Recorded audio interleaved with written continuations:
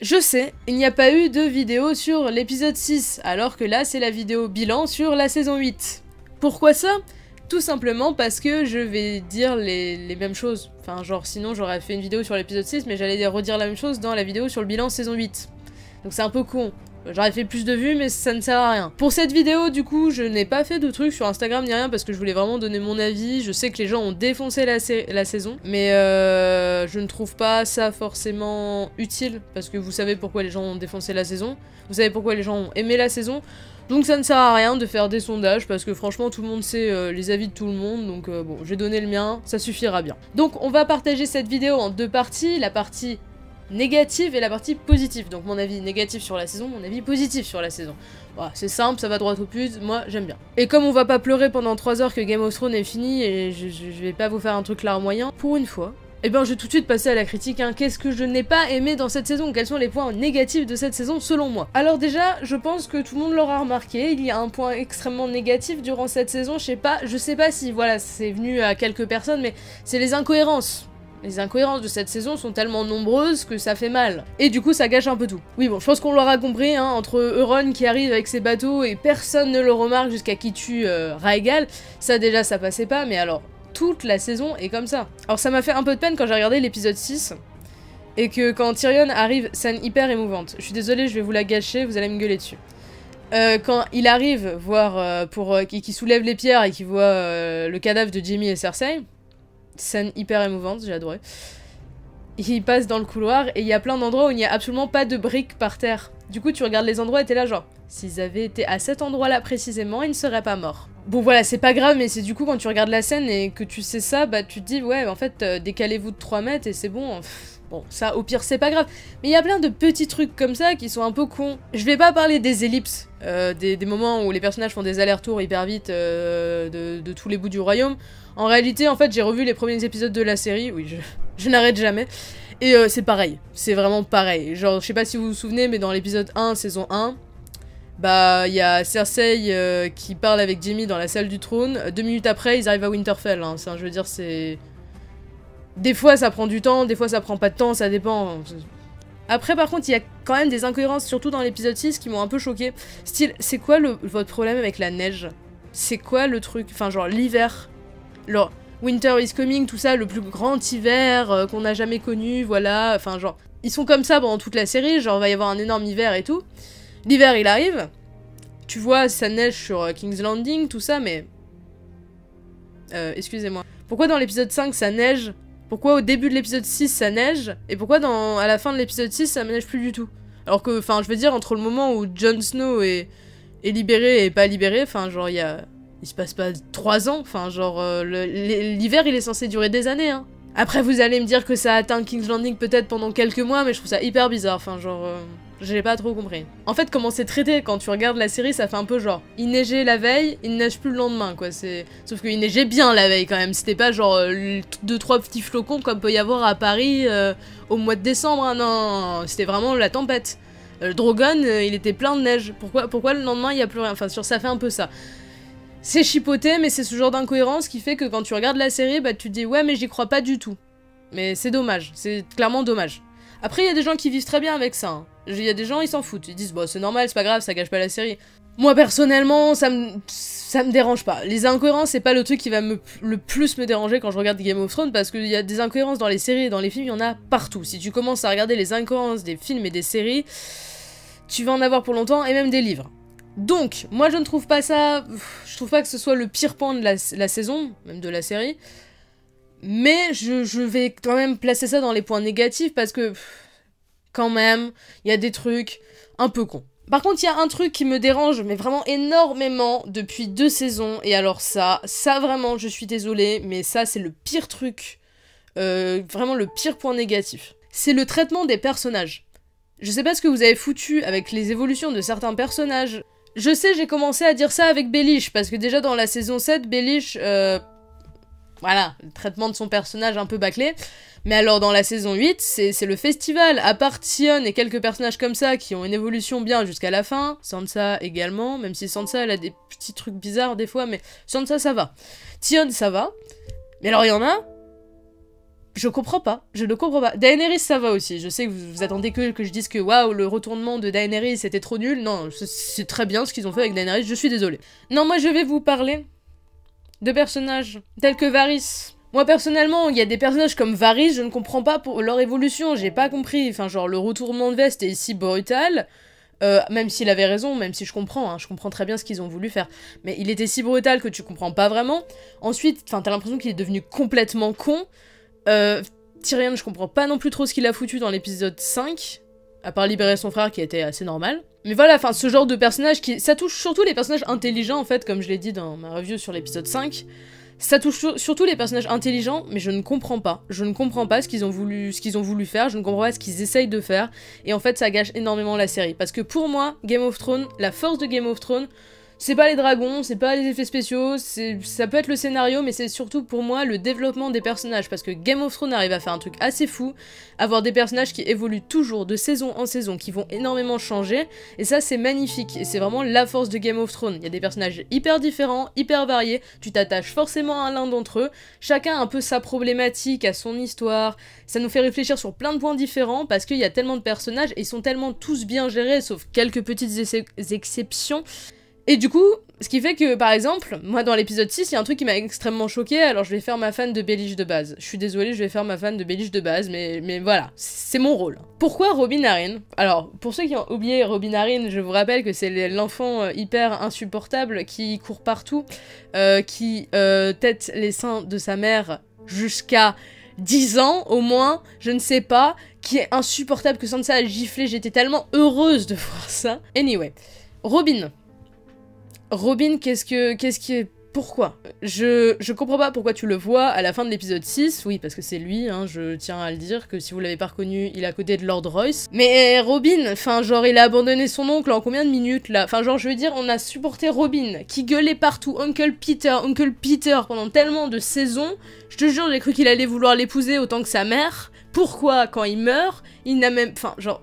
Oui, tout à fait normal. Pour moi, c'est vraiment une un traitement de personnage et une incohérence assez forte. Encore, il y a des gens dans le Val, comme Lord Royce, qui détestaient Baelish, parce que Baelish était quand même le Lord protecteur du Val. Enfin, genre, voilà, c'est leur souverain un peu, en attendant que Robin soit assez âgé. Tout le monde s'en fout, parce que c'est Lord Royce et qu'il aime pas Baelish, je veux bien. Mais Robin qui s'en fout, je comprends pas. Ça, c'est vraiment une pas compris, j'ai pas compris.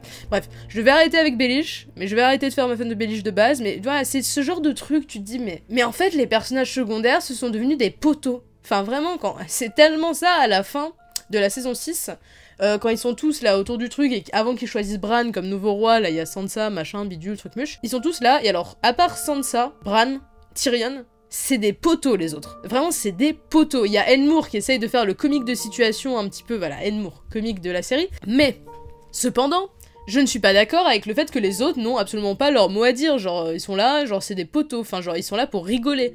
C'est des seigneurs, c'est les seigneurs des 7 couronnes. Pourquoi Sansa aurait plus de voix que tout le reste? Parce qu'on les a pas assez vus, mais je suis désolée, je veux bien, mais non, enfin non, il faut qu'ils se rebellent un peu les gens. Moi, personnellement, ce que j'ai trouvé assez mauvais avec la fin de la série, c'est que personne ne tilte. Tyrion, il arrive, il dit oui, Bran, tu seras roi de Westeros, parce que blabla. L'argumentation de Tyrion était très bonne. La phrase de Bran, par contre, était très ridicule. Oui, c'est pour ça que j'étais là, enfin, ce qu'il répète depuis le début de la saison insupportable. Mais vous avez décidé de changer tout Westeros, de mettre que 6 royaumes, de donner le trône, qui n'existe plus d'ailleurs, à un enfant que vous connaissez même pas, en chaise roulante, qui raconte des trucs trop bizarres, et vous enlevez le truc par hérédité, et on va me dire que tous les seigneurs de Westeros, à part Sansa et tout, parce qu'ils connaissent la situation, ne vont même pas broncher. Genre, tout va bien, tout est normal. Moi, je trouve que ce genre de choses, alors on m'a dit, mais c'est normal, les choses elles ont changé, mais c'est normal, voilà, enfin... Mais moi je suis pas d'accord, je trouve ça un petit peu stupide. Et on va me dire, comment t'aurais vu le truc, comment ce serait passé, enfin, est-ce que c'est possible de faire autrement? Eh ben oui, ça aurait été possible de faire autrement, sauf que dans l'état actuel des choses, c'était pas possible. Ma phrase était très compliquée, vous allez comprendre. Je vais arriver à mon 3e point, des trucs négatifs de la saison, c'est qu'il n'y a pas le temps. Et en fait, c'est la raison des 2 premiers points. Il n'y a pas le temps. Les incohérences, bah y a pas le temps, tu ne peux pas faire un truc mieux que Euron qui arrive avec ses bateaux en mode invisible pour shooter le dragon. Tu ne peux pas faire mieux que ce genre de truc parce qu'il n'y a pas le temps. Si t'as pas le temps de développer les conflits entre les royaumes. Yara par exemple. Yara elle a retourné sa veste en 3 secondes. Au début elle était là genre oui, Jon Snow doit mourir et tout. Arya elle lui a dit ta gueule, c'est bon, Yara est totalement d'accord avec tout le monde après ça. Enfin, genre, il y a plein de trucs comme ça, ça aurait pu être développé, mais il n'y a pas le temps, il n'y a pas le temps. Beaucoup de gens trouvent que Jon Snow tourne sa veste et va tuer Daenerys un peu trop rapidement. S'il y avait plus de temps, peut-être qu'on aurait mieux compris. Moi, ça me dérange pas ce genre de truc, mais voilà. Moi, ce qui me dérange vraiment, c'est les relations entre les royaumes, qui sont complètement bâclées, alors que c'était vraiment un truc hyper important dans Game of Thrones. Un royaume, enfin, genre, était vraiment... Il avait son mot à dire par rapport aux autres, dès qu'il se passait un truc, il y en avait un qui se révoltait, il y avait ça. Là, personne ne se révolte, c'est vraiment... Enfin, genre, vous êtes des poteaux. Et c'est dommage, mais en fait, ils ont pas pu faire autrement, parce qu'il n'y a pas le temps. Du coup, Robin... n'a pas son mot à dire, y a pas le temps. Yara, ta gueule, y a pas le temps. Edmure comique, y a pas le temps. Et le reste des gens n'ont même pas parlé. Et vous ne servez à rien. Ils ont fait oui, voilà. Waouh, super seigneur de Westeros, hein. Pareil, Bronn vous l'amenez au conseil restreint, personne ne va dire quelque chose. C'est normal, voilà, il y a une petite discussion de 5 minutes. Mais dans les premières saisons, tu fais ça, tu te fais déglinguer, hein. Non mais vraiment, je rigole pas, j'ai l'impression qu'ils sont tous soumis. Genre on va leur dire un truc, tout le monde va faire ok. Enfin je veux dire, tu peux être gentil, tu peux faire une happy ending, sans forcément que tout le monde soit en mode oui, je suis soumis, je m'appelle Edmure Tully. Et en fait, bah quand tu finis la saison et que tu vois par exemple le conseil restreint qu'il y a là, genre Sam, Davos, machin... Alors il y en a comme Davos, ça va, mais en fait tu regardes ce conseil restreint, tu regardes le conseil restreint au début de la série, d'ailleurs il y a plus personne du conseil restreint du début de la série, et tu vois celui qui est là et tu te dis ah, on dirait les amateurs un peu, mais vraiment on dirait des stagiaires comparé aux ceux du début. Et en fait, bah, ils ont tellement tué tous les personnages intelligents sauf Tyrion, que enfin à côté t'es là genre ouais, waouh, oh là là, quelle fine équipe. Enfin franchement, en fait c'est pour ça que t'as envie de rire à la fin, c'est pour ça que tout le monde s'est foutu de la gueule de la fin. Parce que t'as envie de rire, moi je suis désolée, j'aime bien la fin, je vais la mettre dans les points positifs, mais j'ai envie de rire quand je vois ça, je suis là genre mais arrêtez de faire des blagues et arrêtez d'avoir l'air complètement ridicule, ça rend la fin ridicule justement. Enfin un peu de sérieux, je sais pas, au début vous étiez tous sérieux et tout, maintenant c'est là. Ok. Mais je vais aller sur les points positifs, parce que si je vais pas sur les points positifs, bah on va me cracher dessus, mais même si je suis pas d'accord avec ce qui se passe. Je trouve que la saison a une technique assez incroyable, genre au niveau des effets spéciaux, même si bon, le vol de Jon Snow en dragon, c'était un peu compliqué. En termes général, il y a plein d'images, et plein de gens les ont retweetées, les ont postées et tout, qui sont magnifiques, enfin entre le combat, entre le limier et la montagne, Arya avec le cheval, enfin t'as plein de plans. Le plan de Daenerys avec le dragon derrière, les ailes, enfin franchement t'as plein de plans comme ça, c'est fou. Mais vraiment t'as un travail sur les costumes, sur les coiffures, tout, sur les décors qui est assez fou, vraiment. Surtout au niveau de la musique, tout ça, enfin vraiment mais... Je vais assez vite sur les 2 premiers points positifs, pour moi le deuxième point positif c'est surprenant. C'est surprenant, moi j'ai trouvé cette saison surprenante. Et alors vous allez me dire non, pas du tout, je trouvais ça pas du tout surprenant. Beaucoup de gens sont déçus parce qu'ils n'ont pas vu leur personnage préféré sur le trône, machin. Mais justement, c'est bien. Qui pensait qu'Arya allait tuer le roi de la nuit, à part moi, une semaine avant, et une de mes amies. Mais personne ne pensait ça, et on était super surpris quand on a vu la scène. Il y avait des trucs prévisibles, la mort de Tion, Jorah, tout ça, c'était prévisible. Mais des trucs comme ça, moi je m'y attendais pas. La fin, qui s'y attendait, je sais qu'il y a des gens qui s'y attendaient, mais le Bran, moi personnellement... J'étais hyper surprise. Et c'est ça Game of Thrones, c'est être surpris. Alors en ça, je trouve la saison réussie. Moi quand l'autre dragon, la Rhaegal, est mort, j'étais, même si la scène est putain d'incohérente, bah j'étais hyper surprise et j'étais contente. Le mieux ça aurait été que ce soit pas incohérent et que ce soit logique, et être surpris comme ça aurait été parfait. Parce que oui, je trouve la fin parfaite. Je suis désolée, c'est la meilleure fin pour Game of Thrones. Bran sur le trône, Tyrion l'a expliqué hyper bien. Maintenant, il n'y a plus personne pour aller sur le trône, pas d'héritier légitime, tout ça. Mais il faut quelqu'un, qui de mieux pour Bran, qui connaît tout de Westeros, qui a tout vu, pour y aller. Il ne fera pas les mêmes erreurs que les gens passaient, et il gouvernera au mieux le royaume. C'est tellement logique.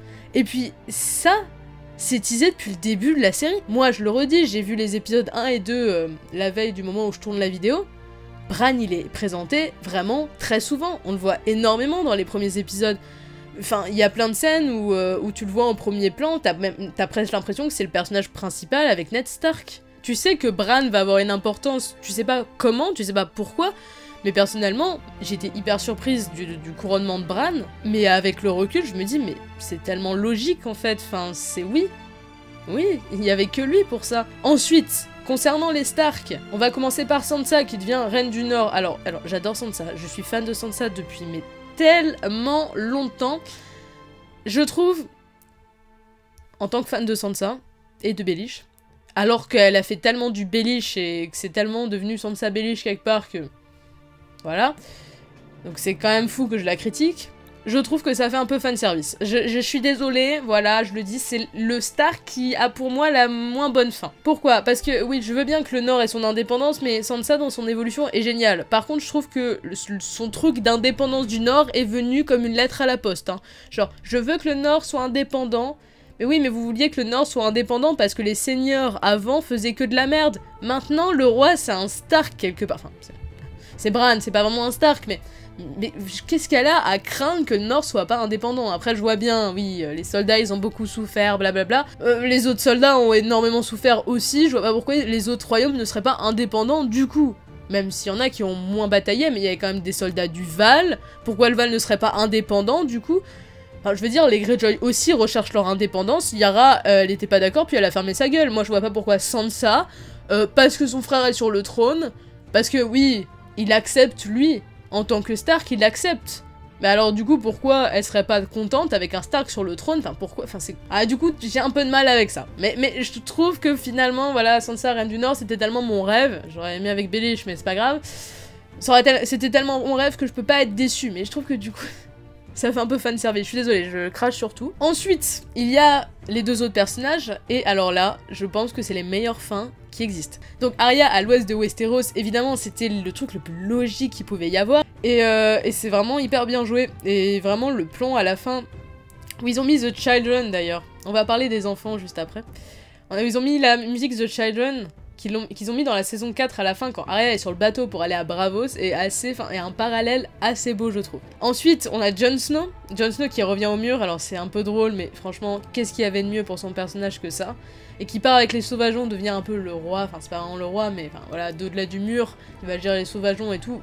Qu'est-ce qu'il y a mieux que ça pour Jon Snow? Oui vous êtes triste parce que voilà Jon Snow a fini comme ça mais c'est Jon Snow, c'est lui. Donc au fond, les 4 Stark, je vois pas de meilleure fin. Sansa, là, elle a un peu fait sa reine, comme d'habitude. The Children, c'est tellement symbolique de Game of Thrones. C'est ce que veut montrer Game of Thrones au départ, c'est ça l'intention de l'auteur, montrer des enfants qui vont grandir et qui vont prendre, quelque part, le rôle de leurs parents et devenir seigneurs après eux. Et du coup, tu vois, c'est pour ça que je dis que Game of Thrones est basé sur l'évolution de ses personnages. Parce qu'au début, ils sont tous jeunes, et puis ils ont vécu tellement de trucs, ils sont tellement renforcés, et maintenant tu les as à la fin, avec la musique de Children, qui est quand même tellement symbolique de ça. Mais toute la symbolique chez Game of Thrones, ça se retrouve tout le temps. C'est comme Drogon, qui brûle le trône de fer, c'est tellement symbolique du fait qu'il comprend que sa mère, sa mère, Daenerys, elle a été corrompue par le pouvoir, et que c'est le pouvoir qui l'a tué, et pas Jon Snow. Le problème de Game of Thrones dans la saison 8, c'est de pas avoir assez de temps.